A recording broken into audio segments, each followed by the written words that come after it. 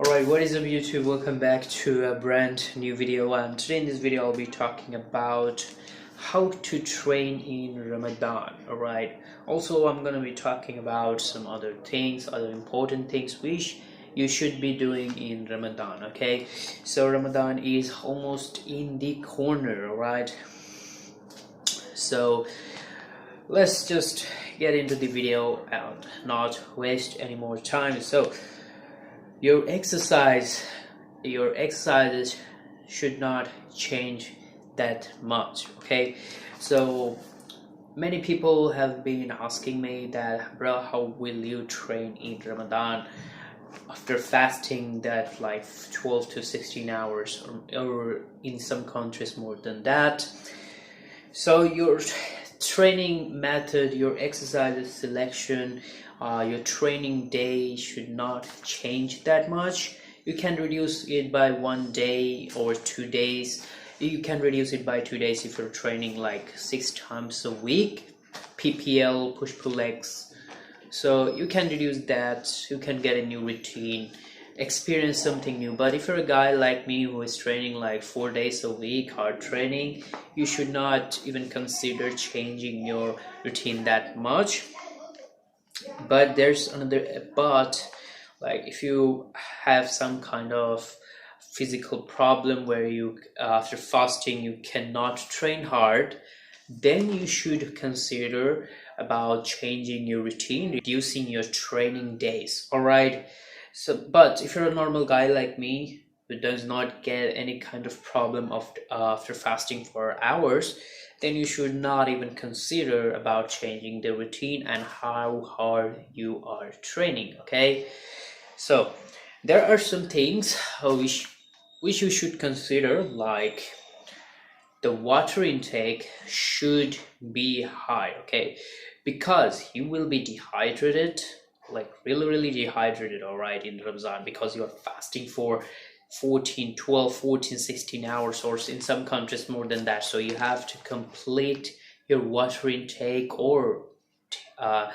introduce more water intake for your body to keep yourself hydrated.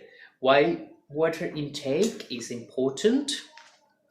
Well, if you don't know about it, I'll just write it in the description. But having a water intake will help you to keep yourself hydrated all the time. And if you are someone who stays in a country where it gets really hot like me, you definitely need to increase your water intake. Okay, more in the description, check it out. Okay, so the next thing, you have a short period of time for eating. Okay, so after fasting for 14 hours, let's say, you have a window of 10 hours for eating. Okay, breaking fast, then praying, then eating, then again praying.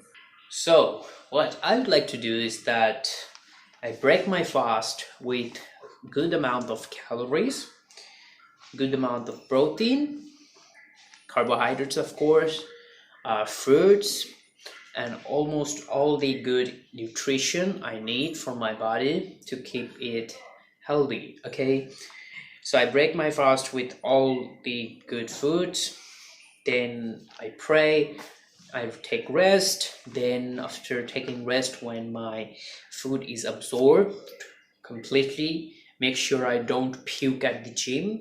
I'll go to the gym, have my training session, then come back home, have a shower maybe if it's too hot, then we'll pray, and then we'll have another meal, heavy meal actually, because I have to complete my calorie intake and I need to maintain my current body weight. Okay, you can also go for a cut, which I don't recommend, but you can do it if you eagerly want to do it. And you can also bulk it at this time, but bulking is a little bit hard if you, especially if you're a hard gainer, or you can't eat that much. Okay, so after praying and eating, I'll take rest, and again I will eat in Sehri. So all the foods I'm consuming in these 3 times, those meals will be really heavy in carbs, fats, protein, and of course calories. Okay, because I need to hit my calorie intake for maintaining that muscle mass, at the same time as strength, and at the same time to keep me healthy. Okay, so now let's talk about what if you are someone who can't train hard in Ramadan. So what should you do? So this is the thing you should be doing if you are someone who can train hard as a normal day. So if you're training 6 days a week, for example, cut it down to 4 days or even 3 days if possible. You are going to maintain the muscle mass you're having in the 1 month period. Okay, in 1 month, if you're like uh, having a maintenance volume for all of your muscles, then you won't lose any kind of muscle. Okay, and try to progressively overload in the workouts you're doing. Okay, if you can't progressively overload, try to keep the same strength you are having. Okay, after 1 month, after you go after you go to a normal month, it's just start training normally 6 days a week, really heavy, really strong, with good form, good nutrition. You can again do progressive overload, but you should have your strength, but your strength should never decrease. Okay, so yeah, that's the important thing you should be worried about. And yeah, that's it for today. If you have any kind of questions, please leave them in the comment box. I will definitely answer it. Peace.